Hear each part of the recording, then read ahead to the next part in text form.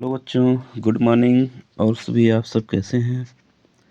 तो आज एक क्वेश्चन था लघु बीजाणु जनन, जो कि परीक्षा के दृष्टिकोण से बहुत इम्पोर्टेंट प्रश्न है बच्चों। तो इसके बारे में हम लोग आप लोग को समझाने चल रहे हैं। थोड़ा ध्यान से वीडियो को देखिएगा और लास्ट में लाइक एंड सब्सक्राइब करिएगा। लघु बीजाणु जनन परीक्षा में बहुत बार पूछा गया है, 2023 में आया है। लघु बीजाणु जनन कहते किसको हैं, पहले उसको जानते हैं।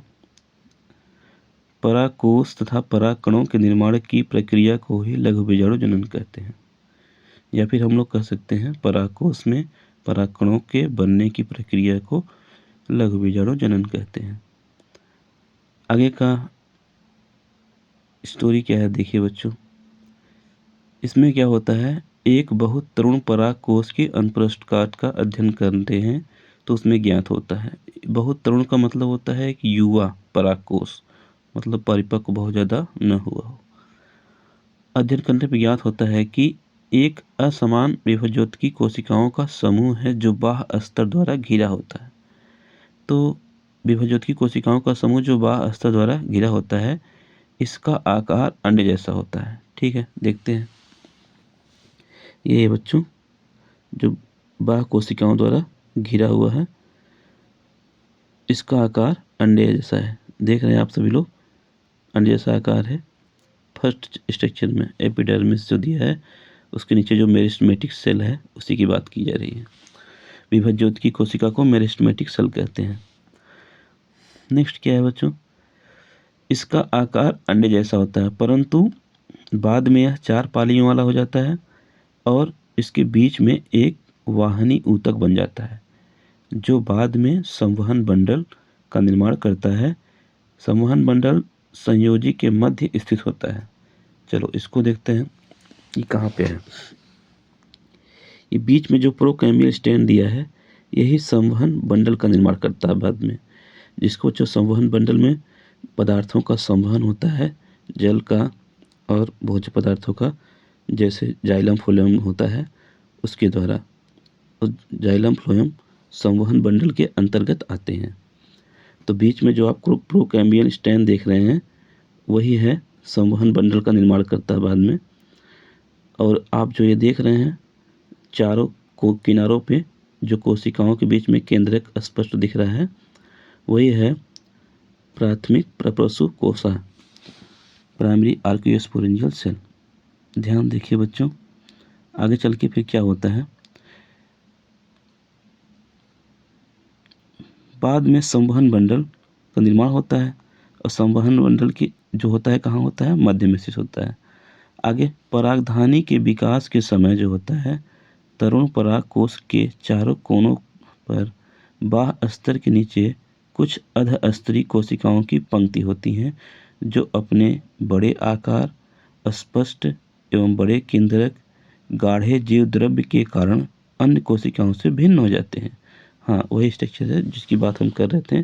सेकंड नंबर देखिए, स्ट्रक्चर बी वाला, जो देखिए 4 कोशिकाओं जो किनारों पे हैं, उसके अंदर केंद्रक स्पर्श दिख रहा है और अन्य कोशिकाओं से वे भिन्न हो गए हैं। फिर जाके क्या होता है,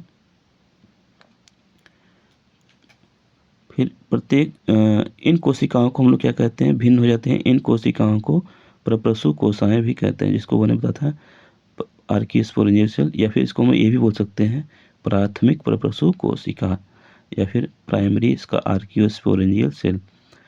प्रत्येक प्रप्रसु कोशा एक परितः विभाजन द्वारा विभाजित होकर एक बाह्य प्राथमिक भित्ति कोशिका बनाती है, जिसको प्राइमरी पैराइटल सेल कहते हैं, तथा एक कोशा प्राथमिक पुंज बीजाणु कोशिका बनाती है, जिसे प्राइमरी माइक्रोस्पोरेंजियल सेल माइक्रोस्पोरेजिनस सेल बनाती है।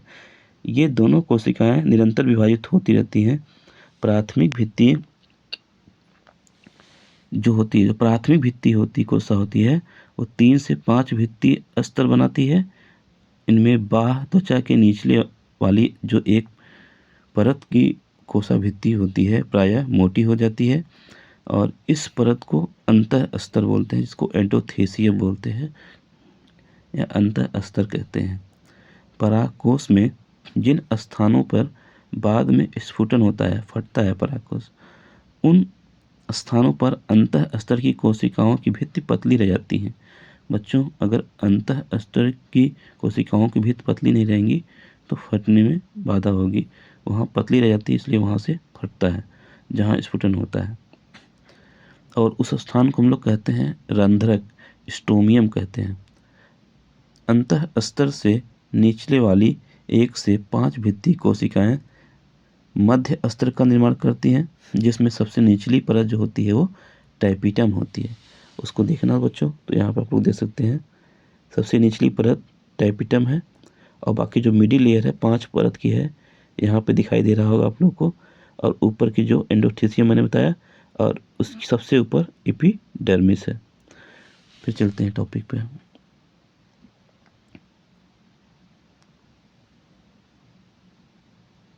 जी, 1 से 5 भित्तीय स्तर कोशिकाएं जो होती हैं मध्य स्तर टाइपिटम बनाती हैं अंतः स्तर।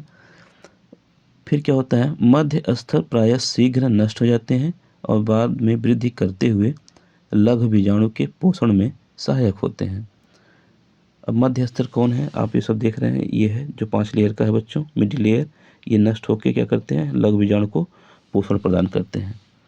फिर क्या होता है, पोषण में सहायक होते हैं।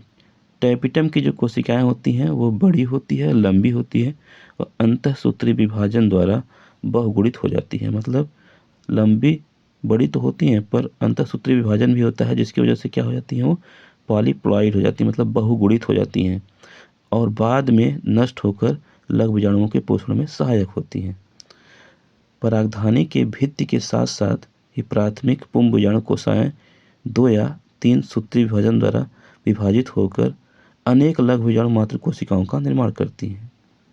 बस इतना लिखने के बाद बच्चों आप डायग्राम बना देंगे, आपको फुल मार्क मिलेगा। ये लॉन्ग क्वेश्चन के अंतर्गत आता है, इतना ज़्यादा एक्सप्लेन करने की आपको ज़रूरत नहीं है, और भी आगे दिया गया है, लेकिन इतने से ही आपको अच्छा पूरा फुल मार्क मिल जाएगा, ये गारंटी है। क्योंकि इतना आपको याद भी नहीं रहता है और आप डायग्राम को देखकर ही क्वेश्चन को करेंगे। डायग्राम आप अच्छे से बना लेंगे तो क्वेश्चन अच्छे से कर लेंगे। चलो डायग्राम समझते हैं कैसे होता है। फर्स्ट स्ट्रक्चर देखिए बच्चों, जो कि हमने बताया था कि इसमें क्या होती है, एपिडर्मिस से घिरा होता है और कौन सा, तरुण परागकोश। इसमें देखिए मैंने बताया था बच्चों कि कुछ आर्कियोस्पोरेंजियल सेल जो जिसका केंद्रक स्पष्ट होता है और अन्य कोशिकाओं से भिन्न दिखते हैं, केंद्रक गाढ़ा होता है, वो विकसित होते हैं। बीच में देखिए प्रोकैम्बियन स्टैंड है, पहले स्टेप पे नहीं, दूसरे वाले में, बी वाले में। ये जो है स्पष्ट होते हैं। इनका कार्य क्या होता है, भोजन को, पोषण को ऊपर लाना जल के माध्यम से। और बी स्टैंड में आप लोग देख रहे हैं बी स्ट्रक्चर में कि इसमें प्राथमिक प्रपोजल कोशिकाएं स्पष्ट दिख रही हैं। फिर यही कोशिकाएं परितः विभाजन करके चतुष्क हो जाती हैं। सी वाले में देखिए आप लोग चतुष्क दिख रही हैं आपको, और ये विभाजन निरंतर होता रहता है। निरंतर विभाजन होने से आफ्टर डी स्ट्रक्चर में देखिए आप लोग इस तरीके के विकास होता है कि चारों कोनों पे अब 5 लेयर जो है बन गए हैं। बाहरी स्तर एपिडर्मिस, बीच में जो है आपको बच्चों ये आपका जो है एंडोथेसियम, और ये मिडिल लेयर, इनका निर्माण हो रहा है, इसमें हो गया है। फिर बाद में यही मैंने बताया जो आपको कि जो भित्ति है, मध्य भित्ति, वो धीरे धीरे नष्ट होती है, परागकणों को पोषण देती है। उसके बाद लास्ट में टाइपिटम भी नष्ट होकर परागकणों को पोषण देता है। फिर धीरे धीरे परागकोश परिपक्व हो जाता है। फिर जो है इसका स्फुटन होता है। स्फुटन होने के बाद इसके अंदर से परागकण डिस्चार्ज हो जाते हैं। बस यही था लघु बीजाणु जनन, जो कि इम्पोर्टेंट क्वेश्चन है। आप लोग इसको अच्छे से पढ़िएगा।